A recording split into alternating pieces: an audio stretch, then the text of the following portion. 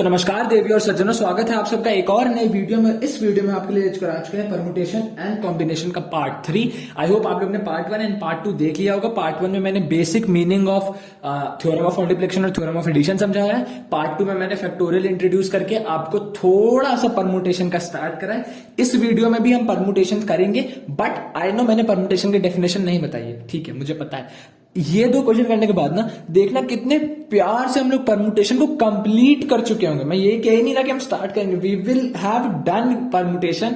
And ये दोनों question समझोगे ना, उसके बाद देखना खुद कहोगे कि क्या बेसिक है परमुटेशन कॉम्बिनेशन, और मैं फालतू में इतना कंफ्यूज हो रहा था। द थिंग इज कि परमुटेशन कॉम्बिनेशन इतना टफ होता नहीं है, कोई हमें उस इजी तरीके से पढ़ाता नहीं जिस इजी तरीके से हमें पढ़ना चाहिए, ठीक है।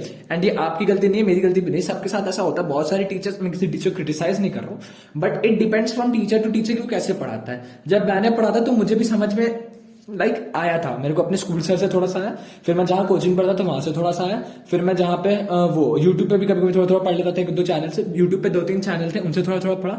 तो फिर जब मैंने उन 5-6 जगह से थोड़ा थोड़ा पढ़ा तो मेरे को समझ में आया कि इन सब ने समझाया बहुत बढ़िया से, बट एक ऑर्डर इस तरीके से अगर समझाया जाए तो ज्यादा समझ में आएगा। तो अब मैं उसी ऑर्डर में पढ़ा रहा हूं, इसीलिए मैं अपने परमुटेशन कॉम्बिनेशन के नोट्स को हमेशा कहता हूं these are one of my favourite notes, क्योंकि इसमें बहुत बेसिक्स और बहुत बेस्ट तरीके से मैं परमुटेशन कॉम्बिनेशन स्टार्ट करूंगा।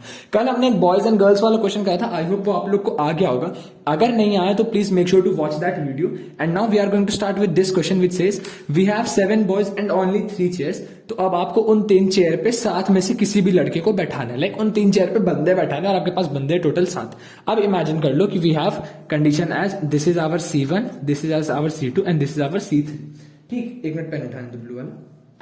तो हमारे पास 3 चेयर है, C1, C2, C3 और 7 बॉयज हैं। तो पहली चेयर के लिए हमारे पास कितने ऑप्शन है सर? पहली चेयर के लिए हमारे पास 7 ऑप्शन है। दूसरी चेयर के लिए सर एक कोई बंदा तो C1 पे बैठा होगा तभी हम C2 पे जा रहे हैं, एग्जैक्टली। तो दूसरी चेयर के लिए कितने ऑप्शन है सर? 6 ऑप्शन है। और तीसरी चेयर के लिए सर 5 ऑप्शन है, राइट? Yes sir. तो हमारे पास C1 पे जाने से डिफरेंट इवेंट, C2 पे जाने से डिफरेंट इवेंट एंड C3 पे जाने से different event. For going on 3 different events, for going on 3 different chairs, इनको हम डिफरेंट इवेंट्स मानेंगे। हाँ जी सर। तो डिफरेंट इवेंट्स में हम क्या करते हैं? 7 into 6 into 5 वेज कर सकते हैं। हाँ जी सर, हम कर सकते हैं। अच्छा एक बात बताओ, 7 फैक्टोरियल क्या होता है सर? 7 फैक्टोरियल अपना होता है 7 into 6 into 5 into 4 into 3 into 2 into 1, right? Yes sir. अच्छा इस चीज को मैं क्या कहता हूं सर? इस चीज को अपन 4 फैक्टोरियल कहते हैं। बिल्कुल सही। 4 फैक्टोरियल क्या होता है? 4 into 3 into 2 into 1। तो अगर मैं इस चीज में, ये जो हमारा 7 into 6 into 5 वेज है, अगर मैं इसमें आपसे कह दूं कि ऊपर और नीचे दोनों तरफ मल्टीप्लाई बाय 4 फैक्टोरियल, आंसर खत्म हो चुका है। 7 into 6 into 5 वेज पे आंसर खत्म हो चुका है, ठीक है। अब मैं कुछ चीज बताना चाह रहा हूं तो उस पर ध्यान दो। तो अगर मैंने इसको कर दिया कि multiply by 4 factorial above and below, तो सर ठीक है, ये भी हो जाएगा। कितना हो जाएगा सर? ये अपना बन जाएगा 7 into 6 into 5 factorial upon 4 factorial, right? Yes sir. अच्छा 4 फैक्टोरियल को मैं 7 minus 3 फैक्टोरियल लिख सकता हूं। मतलब सर, मतलब कि can I right it like, जिस साइड आ रहा है उस साइड लिख रहा हूं, ठीक है। I can write it like 7 into 6 into 5 into 4 factorial into 4 factorial लगाना, 5 फैक्टोरियल कर दिया, अपॉन 7 minus 3 का फैक्टोरियल। यस सर, क्योंकि at the end of the day 7 minus 3 तो 4 ही फैक्टोरियल होता है ना। अच्छा अगर मैं दोनों को खोलूं तो 4 फैक्टोरियल रट के मेरा बचेगा 7 into 6 into 5 इज, राइट? जो मेरा आंसर था, मेरा आंसर वही है। मैं बस कुछ बताना चाह रहा हूं इसलिए मैंने यहां पे लिख दिया। अभी इस चीज पे ज्यादा ध्यान मत दो, बट ये चीज समझ में आना कि इसको हम ऐसे लिख सकते हैं, just another form of writing it, right? अच्छा हमारे पास 15 बॉयज है सेकंड पार्ट में और 7 चेयर्स है, इनको बैठाना है। एक और चीज हमेशा से सुना होगा कि परमुटेशन का मतलब होता है अरेंजमेंट, कॉम्बिनेशन का मतलब होता है selection. Permutation is arrangement, combination is selection. Well and good, very night, but होता क्या है वही सब बताना चाह रहा हूं, इसलिए अब ध्यान दो। 15 बॉयज और 7 चेयर्स है, C1, C2, C3, C4, C5, C6, C7। पहली चेयर पे जाने के लिए कितने ऑप्शन है सर? पहली चेयर पे 15, दूसरी चेयर पे 14, तीसरी चेयर पे 13, 12, 11, 10, 9, राइट? Yes sir. इस चीज को मैं लिखना चाहूं तो isn't it 15 factorial upon 8 factorial? कैसे सर? 15 फैक्टोरियल खोल दो, क्या बनेगा?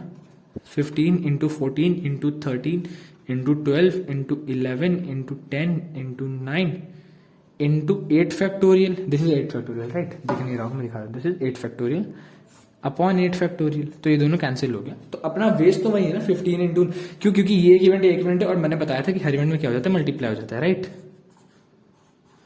है ना। तो इस चीज को अपन लिख सकते हैं ना 15 factorial upon 8 factorial, right. 8 factorial को मैं क्या लिख सकता हूं sir, 15 factorial upon 15 minus 7 factorial, right. अभी अगर बैकग्राउंड में गानों की आवाज आ रही हो या फिर डॉग्स के बात करने की आवाज आ रही हो तो प्लीज ध्यान मत देना थोड़ी देर के लिए, there is a reason I am saying this. अच्छा, अगर मैं कहूं, अब तक तो ये तरीका याद हो गया होगा। अच्छा, अगर मैं कह दूं कि मेरे पास 20 बॉयज हैं और बस 11 चेयर्स हैं, तुम कहोगे सर 2 बार में देख लिया, इतना पता चल गया कि इसका होगा 20 फैक्टोरियल अपॉन 20 माइनस 11 का फैक्टोरियल, राइट। अब एक बात बताओ, क्या 15 बॉयज 7 चेयर पे मैंने लिखा 15 factorial upon 15 minus 7 factorial. 7 boys and 3 chairs के लिए मैंने लिखा 7 फैक्टोरियल अपॉन 7, मतलब इस चीज को मैं ये भी लिख सकता हूँ ना 7 फैक्टोरियल अपॉन 7 माइनस 3 का फैक्टोरियल, राइट, बिकॉज ये बाद में बन तो 7 फैक्टोरियल ही रहा है। हाँ जी सर। 20 बॉयज एंड 11 चेयर को मैं लिख सकता हूँ 20 फैक्टोरियल अपॉन 20 माइनस 11 फैक्टोरियल। मैं, अगर आप नोटिस करो, जरा मैं नेक्स्ट पेज पे जाऊंगा, मैं इसको यहीं पे रख के यहीं पे लिखता हूं कि मेरे पास 7 बॉयज और 3 चेयर थे, तो मैं कर रहा हूँ 7 फैक्टोरियल अपॉन 7 माइनस 3 फैक्टोरियल। मेरे पास 15 बॉयज एंड 7 चेयर्स थे, तो मैंने कहते 15 फैक्टोरियल अपॉन 15 माइनस 7 फैक्टोरियल। मेरे पास 20 बॉयज एंड 11 चेयर्स थे, तो मैंने कहते 20 factorial upon 20 minus 11 factorial, right. Yes sir, इतना करा। अगर मैं कहूं मेरे पास n बॉयज और r चेयर्स हैं, तो इसको मैं क्या लिख सकता हूं सर, इसको हम लिख सकते हैं n factorial upon n minus r factorial, right. Yes sir, ये चीज हम लिख सकते हैं। तो हमारा n boys and r chairs क्या बन गया, n factorial upon n minus r factorial. पिछले 3 एग्जाम्पल से इतना तो समझ में आ गया। इसका मतलब now I am coming to the definition of permutation, and while I will be telling this, आप कहोगे सर परमुटेशन तो फिर हमें पूरा समझ में आ गया। If n different objects are to be placed at r places, then the total number of ways will be given by total number of ways will be given by n factorial upon n minus r factorial, which is known as your NPR. This is the meaning of permutation, और इसीलिए हम permutation में कहते हैं arrangement. हमारे पास 15 बच्चे थे और 7 चेयर थे, तो हम कैसे उन 7 चेयर पे बिठाते हैं, हम कैसे बिठाते हैं, दिस इज परमुटेशन। अगर क्वेश्चन कहता कि हम किस किस को बिठाते हैं, that is combination. So there is a difference between permutation and combination.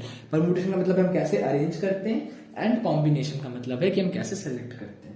अब coming back to some previous things, that was your n factorial, जो मैंने बताया भी था कि n फैक्टोरियल का मतलब होता है number of ways in which n different objects can be arranged linearly, right. और NPR का मतलब होता है number of ways in which r objects out of n can be arranged linearly. किसी को स्लो लग रहा हो तो थोड़ा सा तेज कर लो, वरना मैं बहुत तेज पढ़ाता हूँ, ये मेरे को पता है। ठीक, समझ में आया? This is what we mean by NPR and n factorial. n factorial is number of ways, वो दिख ही नहीं रहा होगा, हाँ अब देख लो. n factorial is number of ways in which n different objects can be arranged linearly and NPR is number of ways in which r objects out of n can be arranged linearly. याद रखना ये चीज. Sir कैसे?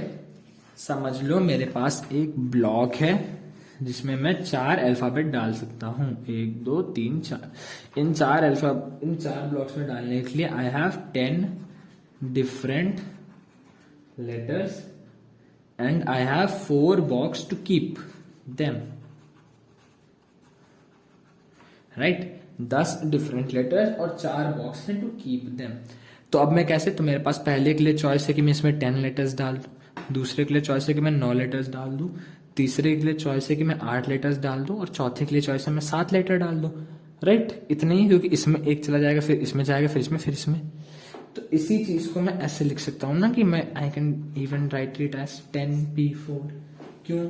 क्योंकि आई have 10 letters जिसमें से मुझे किसी भी 4 को अरेंज करना है. उनको अरेंज करने का तरीका है 10 × 9 × 8 × 7. That is known as my 10p4. आप समझ में आए NPR का मतलब? ऑलवेज रिमेंबर कि in NPR n is always greater than equal to r. r कभी भी n से बड़ा नहीं हो सकता. n हमेशा या तो r से बड़ा होगा या r के बराबर होगा. ठीक, प्रोवाइडेड व्हेन r, ये n है, ये r है यार, ये मेरे दोस्त मेरे को आज भी कहता है. When n is equal to r, अब मैंने सही करना है, when n is equal to r then NPR is equal to n factorial only. This is very important. जो मैंने इस छोटी जगह में एडजस्ट कर दिया है कि NPR is equal to n factorial only. आप कहोगे ये कैसे होता है, तो ध्यान दो. अगर मेरा r n के बराबर है तो isn't it NPR की जगह NPN? Yes sir. तो ये मेरा क्या बन गया, n factorial upon n minus n factorial. Right, yes sir. n minus n is 0 factorial. 0 factorial कितना होता है, कभी बताया, 0 factorial is 1. तो मेरा बन गया n factorial. सिर्फ और सिर्फ इसीलिए NPR को हम n factorial कहते हैं. Got it? Very nice. चलो let's move on. This is a very nice question और इस क्वेश्चन के बाद आपको परमुटेशन का I think most of the concept will be clear. चलो पहला क्वेश्चन है, यू हैव 6 लेटर्स, लाइक तीनों पार्ट है एक क्वेश्चन के. You have 6 letters ABCDEF. How many 6 letters word can be found? 6 हमारे पास बॉक्सेस है, 6 हमारे पास लेटर्स हैं. डायरेक्ट आंसर है 6 फैक्टोरियल. ऑलवेज रिमेंबर दैट कि ऐसे में ना ब्लैंक स्पेसेस बना लो. राइट, 1 2 3 4 5 6 बन गए. 1 2 3 4 5. राइट, इसमें कितने ऑप्शन डाल सकते हो? 6. इसमें कितने डाल सकते हो? 5. इसमें कितने डाल सकते हो? 4. इसमें कितने डाल सकते हो? 3. इसमें कितने? इतने 2. इसमें 1. अच्छा, आपको क्या कि सर रिपीटिशन अलाउड है, तो रिपीटिशन नहीं अलाउड है. ये मैंने लिखा नहीं, मैं यहाँ पे लिख देता हूँ, very sorry. Repetition not allowed. Right, क्यों? अगर रिपीटिशन अलाउड होता तो सर 6 फैक्टोरियल नहीं होता. नहीं, तब क्या आंसर होता? तब होता 6 की पावर 6. क्यों? रिपीटिशन अलाउड नहीं होता, मैं सब में a डाल दूं तो मेरे पास इसके लिए भी 6 ऑप्शन, इसके लिए भी 6 ऑप्शन, इसके लिए भी 6, इसके लिए 6, इसके लिए 6, इसके लिए 6, तो 6 की पावर 6 होता था. But since repetition is not allowed, तो एक भी अल्फाबेट रिपीट नहीं होगा. तो पहली बार में हमारे 6 है, यहाँ पे 5, यहाँ पे 4, यहाँ पे 3, यहाँ पे 2, यहाँ पे 1. ठीक. How many 4 letter word can be found? Again no repetition allowed. Answer will be 6p4. Total word 6 में से हमें किसी 4 को अरेंज करना है. हम जैसे हम 6p4 में अरेंज करेंगे. How many 3 letter word can be found? 6p3. क्यों 6p3? 6 में से किसी 3 को अरेंज करना है, मैं जैसे अरेंज करूं. 6p4 6 में से किसी 4 को अरेंज करना है, मैं जैसे अरेंज करूं. पहले ही बताया व्हाट इज द तरीका टू डू इट. मान लो ये 6 फैक्टोरियल है, 4 डिजिट का ना 3. अब कहोगे सर अगर रिपीटिशन अलाउड होता, भाई रिपीटिशन अलाउड होता तो आंसर होता कि 6 की पावर 4. क्यों? क्योंकि सर इसमें भी 6 ऑप्शन, इसमें भी 6 ऑप्शन, इसमें भी 6 ऑप्शन, इसमें भी 6 ऑप्शन. बट रिपीटिशन अलाउड नहीं है तो क्या बनेगा सर? इसमें 6, इसमें 5 है, इसमें 4 है, इसमें 3 है. 6p4 क्या बनता है? 6 factorial upon 2 factorial. That is what? 6 × 5 × 4 × 3. Right. Repetition allowed नहीं होना और रिपीटिशन अलाउड होने में बहुत अंतर है. रिपीटिशन अलाउड होता तो मैं सब में ही 6 डाल सकता था. रिपीटिशन अलाउड नहीं है, इसीलिए मैंने 6p4 किया है, क्योंकि मेरे पास चॉइसेस कम होती जा रही नेक्स्ट ब्लॉक के लिए. Right, very nice. इसी के साथ हमारा परमुटेशन वाला पोर्शन इस टर्म के लिए खत्म होता है. इसके बाद हम सर्कुलर परमुटेशन करेंगे. But before we go or we jump on to circular permutation, it's very important for us to start with combination. What basically is combination? Combination होता क्या है? पहले शीट हटा देते हैं, ये वाली यूज हो चुकी है, ये वाली का एक साइड बचा है, तो इसमें कॉम्बिनेशन करते हैं। तो let me make a chart of combination, उसके बाद will start with combination. Give me like 2 minutes. चलो ये चार्ट जैसा बन गया, मतलब चार्ट जैसा लगने ना, बट इस एक कंसेप्ट से मैं बताता हूँ कि why was the need to start combination, या फिर why was the need for us to study combination. तो कॉम्बिनेशन में हम दो चीज़ें पढ़ेंगे, एक होगा डिफरेंट ऑब्जेक्ट, एक होगा अलाइक ऑब्जेक्ट। आपको सर इससे पहले आपने परमुटेशन में alike object and different object नहीं पढ़ाया है। डिफरेंट ऑब्जेक्ट कोई ऑब्जेक्ट नहीं रहता है कि बॉल और बैट हो जाएगा, it will be different events. तो मैंने हमेशा बताया कि डिफरेंट इवेंट्स में it is m cross n and in alike event it is always m plus n। तो अगर मेरे पास ऐसे हैं कि मेरे पास 6 लेटर्स हैं, उनसे मुझे 3 ब्लॉक को बनाना है, तो इट विल बी 6p3। और अगर मेरे पास 6 बॉल्स हैं, उनसे मेरे को 4 प्लेयर्स में डिस्ट्रीब्यूट करना है, तो इट विल बी 6p4। तब मल्टीप्लाई लग जाएगा, याद रखना। जो मैंने तब बताया था m क्रॉस n और m plus n, there was a reason कि मैंने बताया था, राइट। तो सेम चीज सिलेक्शन भी हम करेंगे of different objects end of alike objects का। कॉम्बिनेशन पे आते हैं। एक सिचुएशन इमेजिन करो, पहले हम डिफरेंट ऑब्जेक्ट कर रहे हैं। Consider 4 balls A B C D। In how many ways can we select 1 ball. आपको एक बॉल सेलेक्ट करना है, तो आप क्या कर सकते हो, सर या तो मैं A कर लूंगा, कोई कहेगा मुझे B करना है, कोई कहेगा मैं C, कोई कहेगा मुझे D।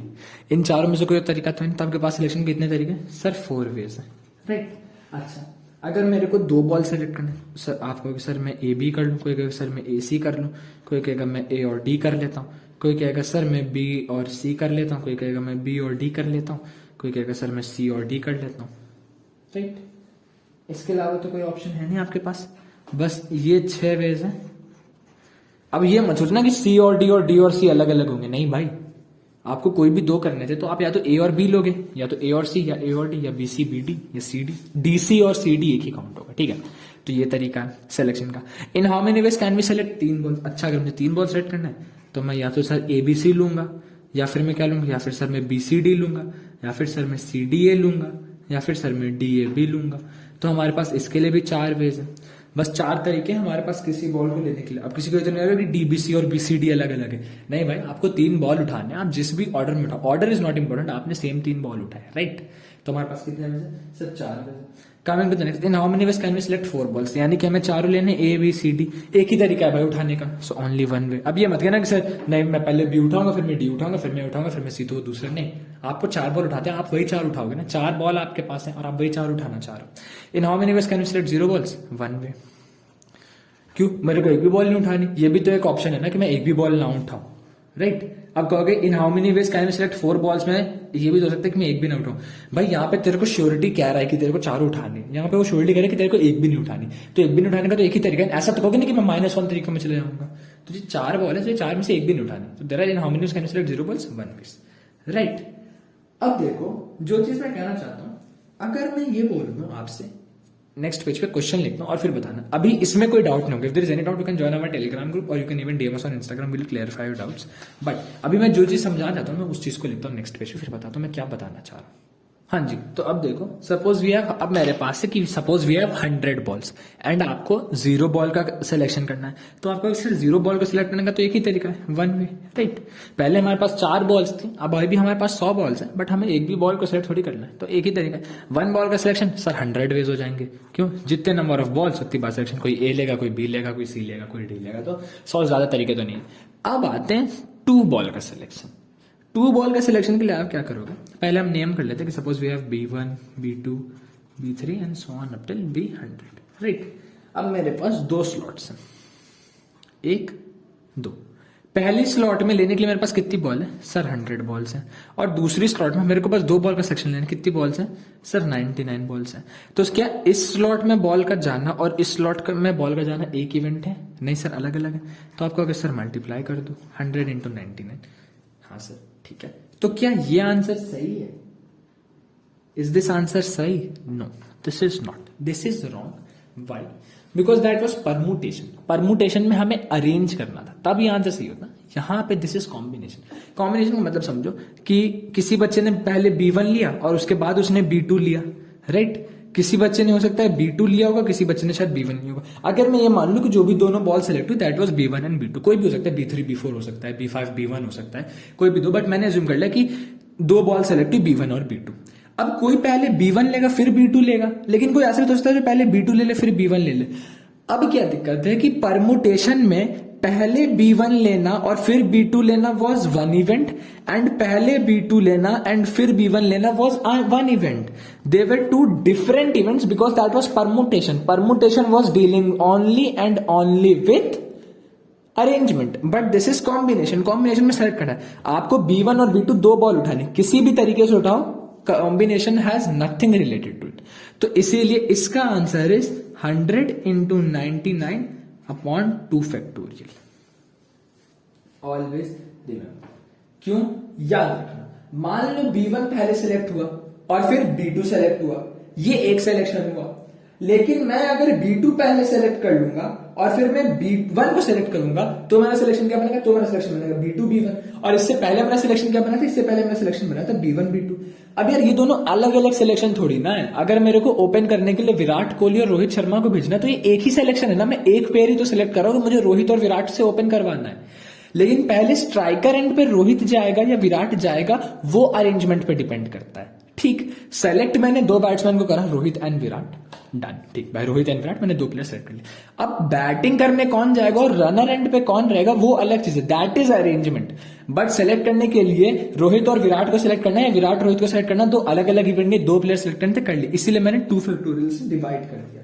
अच्छा, अगर मैं इसको लिखना चाहूं तो इजंट दिस लुकिंग लाइक 100. अगर मैं दोनों ऊपर नीचे 98 फैक्टोरियल से मल्टीप्लाई कर दूं into 99 into 98 factorial upon 2 factorial into 98 factorial, मैंने ऊपर नीचे. ठीक, अब मैं 98 फैक्टोरियल को क्या लिख सकता हूं? Isn't this looking like 100 factorial, तो ये 100 फैक्टोरियल हो गया, इंटू 2 फैक्टोरियल इंटू 100 माइनस 2 का फैक्टोरियल. राइट? कैसा दिख रहा है ये? कुछ याद आ रहा है? क्लास 11 का थोड़ा सा भी नहीं याद आ रहा है? कोई बात नहीं, चलो moving to the next part of the question. Answer यही है 100 फैक्टोरियल, 100 इंटू 99 अपॉन 2 फैक्टोरियल. वो बस लिखने का तरीका है. अब लिखने के तरीके पे आते जाओ. अब पिछला क्वेश्चन था 2 बॉल का सिलेक्शन, अब मैं कह रहा हूं 3 बॉल का सिलेक्शन. तो मैंने 2 बॉल के सिलेक्शन में क्या किया? 100 बॉल थी टोटल मेरे पास, तो 100 factorial upon 2 factorial into 100 minus 2 factorial. अगर 3 बॉल का सिलेक्शन करने तो it will be 100 factorial upon 3 factorial into 100 minus 3 का फैक्टोरियल. राइट? सेम अगर मेरे पास रहता 4 बॉल का सिलेक्शन तो मैं क्या करता सर? तब अपन करते 100 factorial upon 4 factorial into 100 minus 4 का फैक्टोरियल. राइट? किसी को दिक्कत? No sir. अब सेम जिस चीज से मैंने परम्यूटेशन की डेफिनेशन बताई थी, कमिंग टू दैट, अगर मेरे पास n बॉल्स हैं और मुझे r बॉल्स का सिलेक्शन करना है तो मैं क्या लिखूंगा सर? तब हम लिखेंगे n factorial upon r factorial into n minus r का factorial. Right? n factorial upon r factorial into n minus r का फैक्टोरियल. एंड इसी चीज को कंप्यूटर भाषा में, सॉरी मैथ्स की भाषा में कहा जाता है NCR. So from n things if we have n things and r things are to be selected, ना कि arranged, इस बार selected, then total number of ways will be given by NCR, that is looking as n factorial upon r factorial into n minus r का factorial. Right? Got this? So very important. This is what we say as your NCR. ठीक? So in this video we started with the basics of permutation and then खत्म नहीं हुआ, copy जो बंद कर दी. we started with the basics of permutation, then we went on and did with the basics of combination. and अब मैं आप लोग को एक बात बताता हूँ. NPR क्या बना था सर? सर NPR बना था n factorial upon n minus r factorial. Right और रॉन्ग? Right sir. अच्छा, NCR क्या बना था सर? NCR बना था n factorial upon r factorial into n minus r factorial. Right? Yes sir. अच्छा, अगर मैं इतने पोर्शन को देखूं तो isn't this looking like as NPR? right sir. तो remember this, NCR is equal to NPR upon R factorial, or we can say that NPR is equal to R factorial into NCR.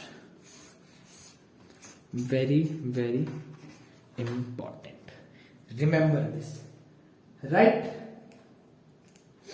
चलो, that's all in this video. In this video we have started with the basics of permutation and combination. Basically end भी कर दिया, जो जिसको permutation and सिर्फ combination पढ़ना था वो इतने में ही खत्म है. But I would still recommend to go and watch our fourth part that will be uploaded very soon. क्यों? क्योंकि उसमें हम लेकर आ रहे हैं आपके लिए सर्कुलर परम्यूटेशन एंड इसमें जो बेसिक्स कॉम्बिनेशन के क्वेश्चन बचे वो भी आएंगे. तो in fourth part will be done with this topic of permutation and combination. And trust me, बहुत मजा आ रहा है मुझे पढ़ाने में. बहुत जल्दी हम सिलेबस को हम कंप्लीट करेंगे. विद इन शायद हम 2 वीडियोस लाने का अब ट्राई कर भी सकते हैं. इसके बाद में परम्यूटेशन एंड कॉम्बिनेशन की ही वो दूसरी वीडियो को लेकर आऊंगा. डन. चलो, तब तक के लिए टेक केयर, ध्यान रखो, बाय बाय.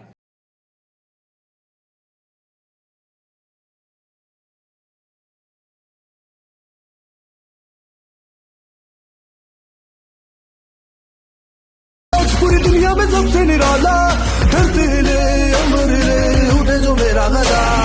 मैं हूँ घटोत्कच, पूरी दुनिया में सबसे निराला.